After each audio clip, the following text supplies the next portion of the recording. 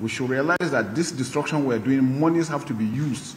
Monies for development will have to be used to repair these things so that we can move forward. And so instead of doing that, we should come together, make sure nothing is destroyed. The statement, the message has already been passed to the federal government, the state government, and the local government. The local governments are already in place. The president has already directed through the Supreme Court for the local governments to have direct funding from the federal government that will also assist. Please, Nigerians should look up to their local governments, their state governors. The federal government is doing its best. Everybody is putting hands on them. We know we are challenged as a nation, but we know we will overcome, working together as Nigerians. I want to appeal once again for the support of all Nigerians to the federal government, to the state government, and to the local governments. Let us avoid anything that will bring mayhem within our communities. Yesterday, we have seen the level of destruction that has been carried out just yesterday.